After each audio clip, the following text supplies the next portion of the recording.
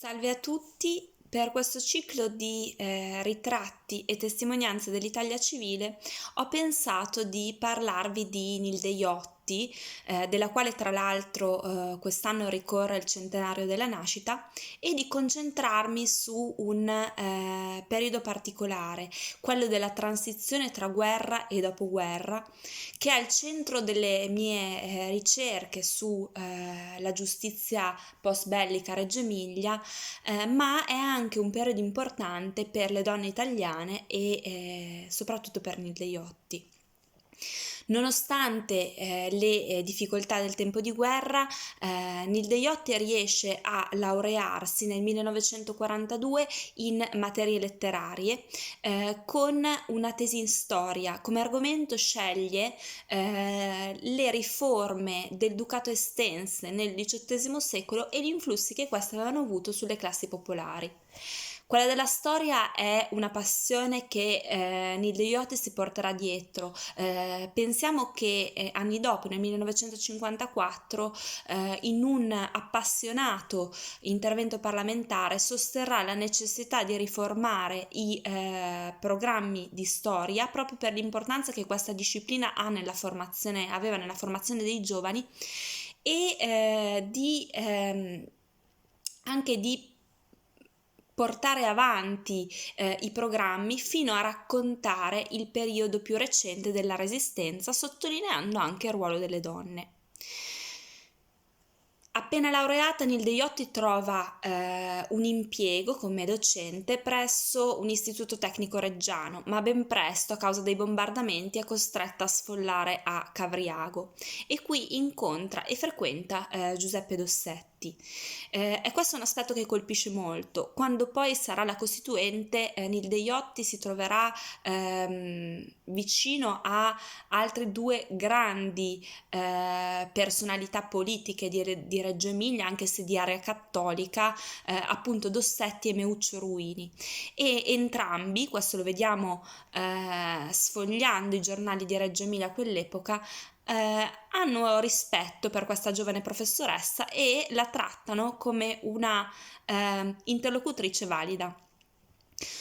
Durante il periodo a Cavriago, Nilde Iotti segue da vicino le vicende della Resistenza, si interessa delle azioni sappiste nella zona, eppure non prende mai la decisione di partecipare attivamente alla lotta di liberazione. Il suo impegno nella politica avverrà solo successivamente, quando dopo il 25 aprile si getterà anima e corpo nell'UDI, un'organizzazione di ispirazione comunista che aveva il compito di convogliare l'impegno delle donne verso grandi temi come quelli appunto della ricostruzione o dell'educazione al voto. Nell'UDI di Reggio Nilde Iotti ricopre incarichi molto importanti e per la sua serietà le vengono affidati appunto dei compiti di grande responsabilità. Si pensi che è chiamata a affiancare il prefetto nella distribuzione di generi alimentari alle famiglie bisognose, un ruolo che nell'Italia affamata e povera del dopoguerra era di grandissimo rilievo. È proprio da quell'impegno e dalla anche serietà, della bravura dimostrata, che matura la decisione di candidare la Iotti come indipendente nelle liste comuniste per le elezioni amministrative del marzo del 46. Il buon risultato fa maturare anche la decisione di candidarla poi per un posto molto più prestigioso, che è quello per l'Assemblea Costituente. Su questo gli storici si sono interrogati a lungo. Perché scegliere proprio la Iotti, che era giovane e anche in un certo senso priva di una grande preparazione politica, proprio in un collegio centrale come quello di Reggio Emilia? Le risposte sono diverse. In quegli anni il Partito Comunista, sia a livello locale che a livello nazionale, intende puntare sulle candidature femminili e anche sulle candidature di intellettuali da affiancare agli operai, per dare il volto di un partito nuovo. In questo senso il profilo di Nilde Iotti, giovane donna laureata, rappresentava sicuramente un profilo interessante. E poi ci sono altri aspetti.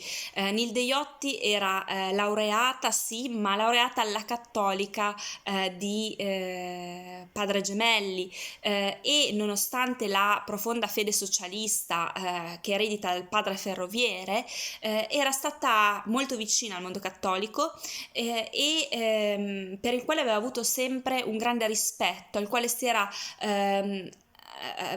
rivolta sempre con una grande delicatezza. Siamo negli anni in cui il Partito Comunista teme che il voto delle donne, che è una novità assoluta in Italia, possa essere ancora un voto conservatore e che le donne sostanzialmente voteranno ciò che dice loro il prete. Quindi il fatto di avere anche un aggancio col mondo cattolico può rappresentare un punto in più. Negli ultimi anni è stata anche avanzata un'altra ipotesi molto probabile. Nilde Iotti era la cugina di Valdo Magnani.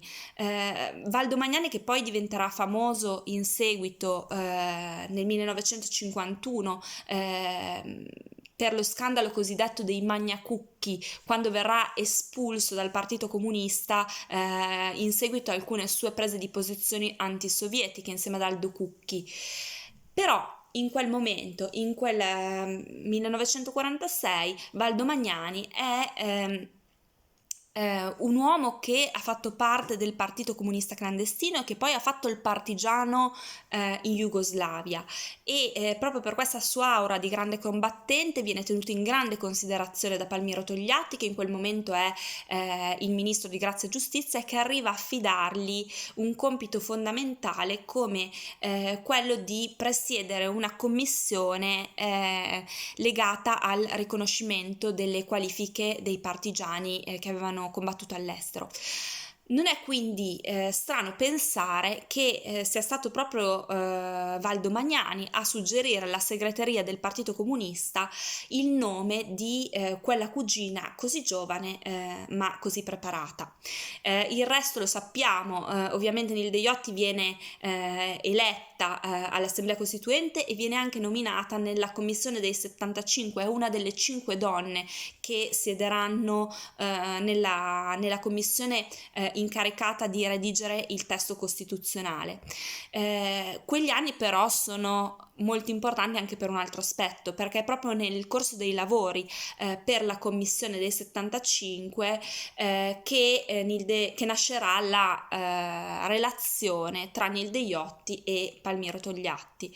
È una relazione che fa scandalo nell'Italia di quegli anni e che costerà alla Iotti anche pesanti biasimi e grandi imbarazzi da parte degli stessi compagni del Partito Comunista, anche della Federazione Reggiana. Basti pensare che in almeno 2 occasioni è costretta a candidarsi nella circoscrizione di Bologna.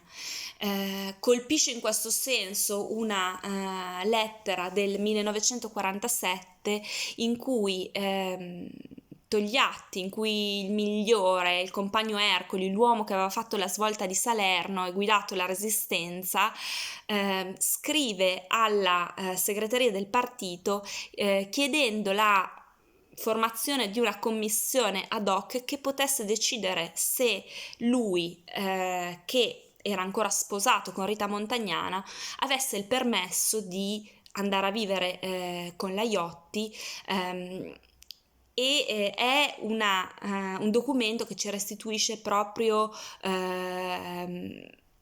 il Partito Comunista di quegli anni. È lo specchio di un partito fortemente moralista e di biografie in cui la militanza ha un peso totalizzante e importantissimo. Nonostante le grandi difficoltà quindi e i grandi ostracismi, Nilde Iotti da buona reggiana tiene duro e rimane vicino a Togliatti, gli sarà vicino anche nel drammatico momento dell'attentato.